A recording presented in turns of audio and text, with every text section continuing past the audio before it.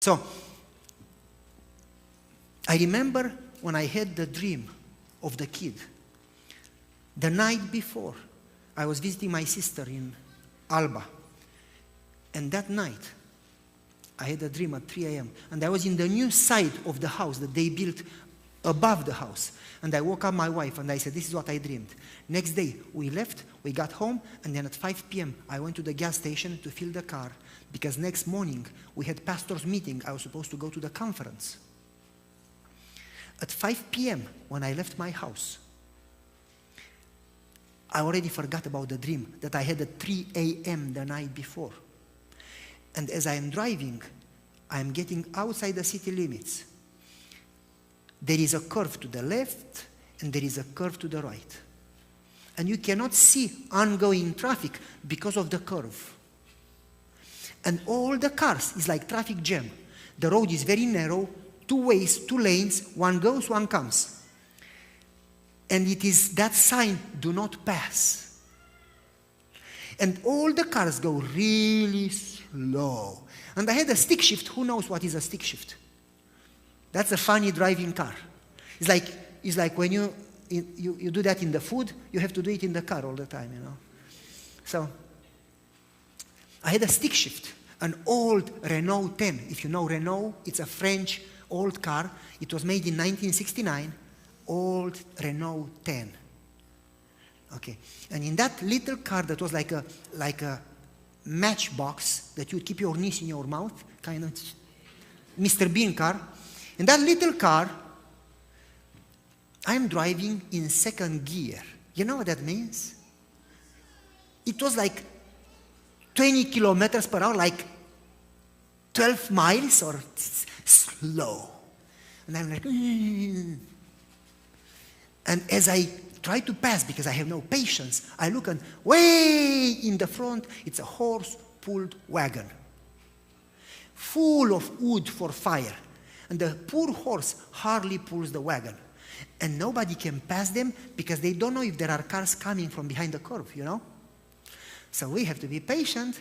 And I say to myself, use the time, do something, pray, don't get upset.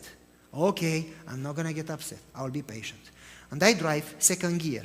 And the curve goes to the right, and the curve goes to the left, and then finally you can see the road for about 2-3 miles. And the sign, do not pass, is not there anymore. And the line is not yellow in the middle. It's interrupted. So cars one by one, and I am the next one, and I get behind the horse-pull wagon, you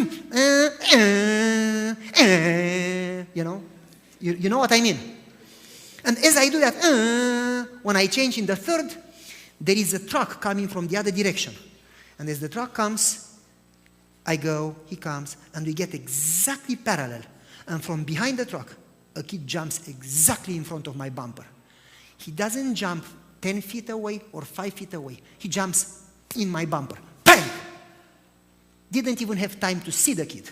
When I hit him, he went up, down, hit him again. And then he slammed the concrete, the asphalt. I push the brake. My car goes a little and stops. The police, when they measured the brakes, they said I was driving around 55 kilometers an hour. That's around 30 miles, more or less.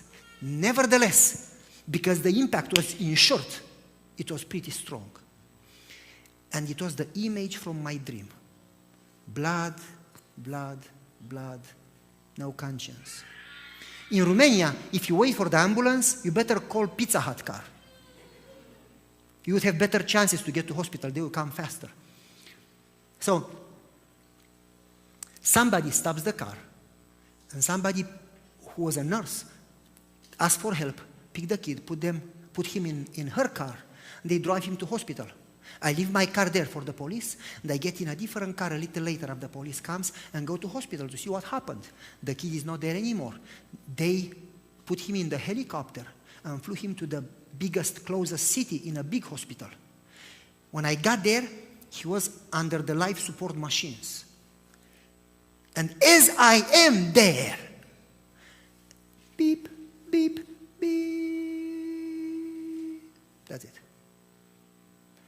And they check him and no pulse, no blood pressure, no breath, no nothing. And they cover him with the sheet, and that's it. And the doctors were looking to the X-ray. There was like something like a window in the wall, and that has a light behind, and all the pictures there, and they say brain hemorrhage, broken spine here, and broken spine here, 2 places, broken lung in the right side. He was, when I got there, he could not breathe because of the blood in his lung.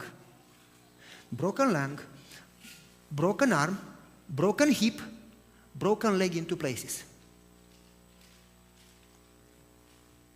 I had that dream the night before. But that morning, when I did my devotional, my wife and I,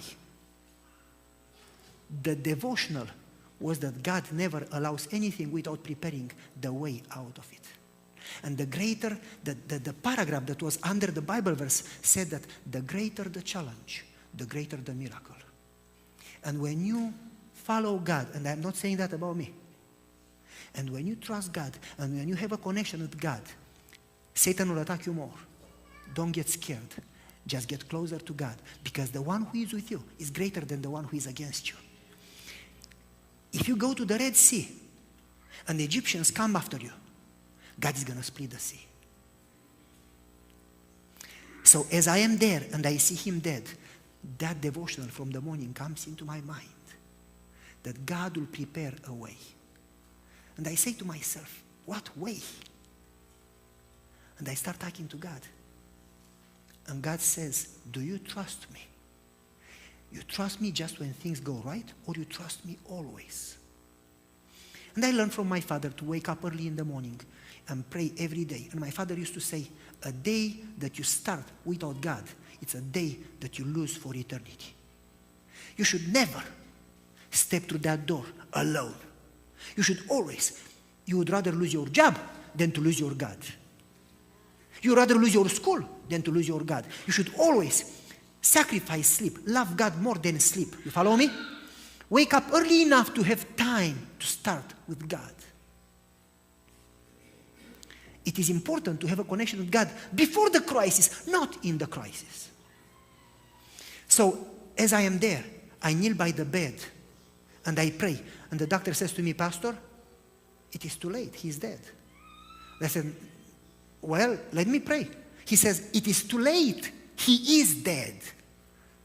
But I said, it's not too late for God. God made him. God can remake him. God can do, and that's it. God said, let there be light, and there was light. And he says, you religious people, you don't have a brain. That's what he said to me.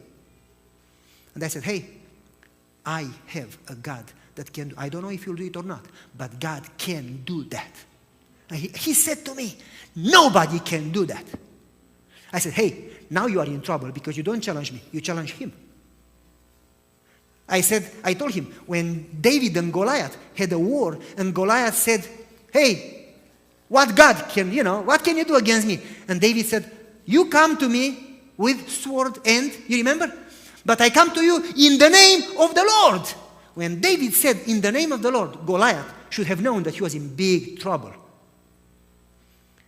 When the doctor said to me, nobody, not God, not humans can do that. It's too late. I said, you don't know what you talk about. God can do it.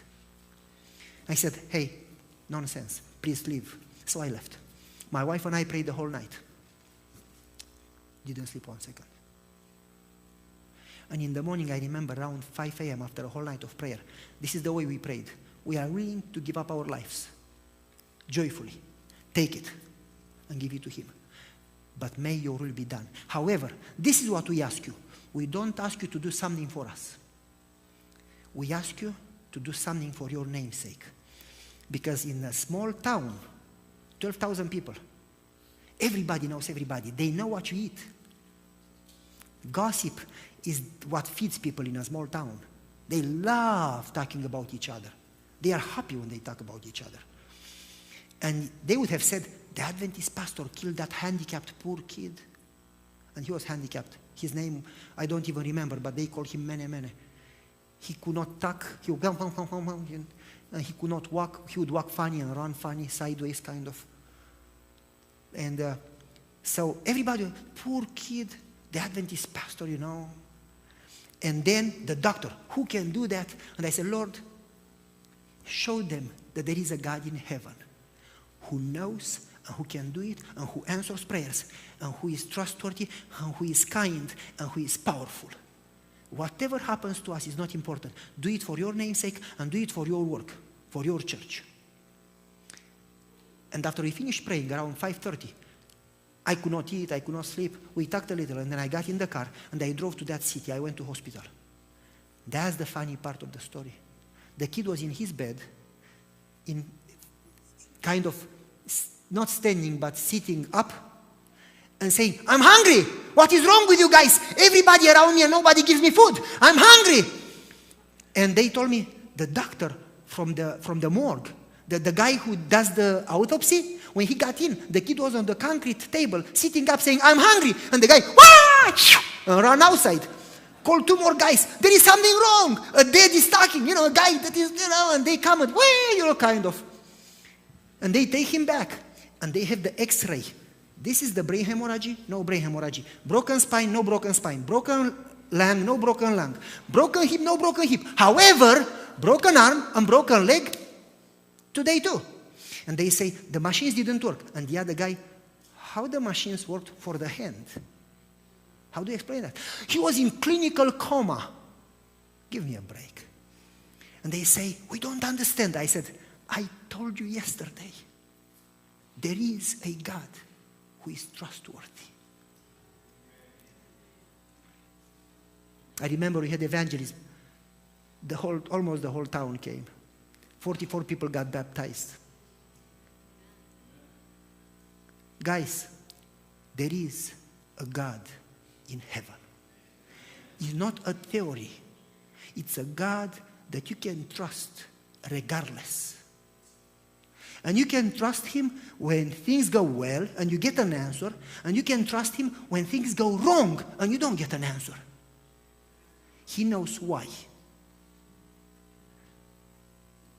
We don't need to understand in order to believe. We need to know him. Because to trust comes after to know. I don't know if you follow me. To trust comes after to know. Do you see what I'm saying? You cannot trust a God that you don't know. We got to spend time with God.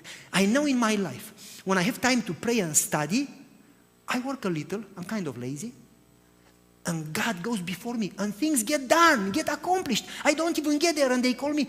This is what happened. When I'm too busy to pray enough, and I just pray my duty, kind of, do you follow me? And study my duty, by, I work hard, kill myself, and everything goes wrong. There is a real God in heaven.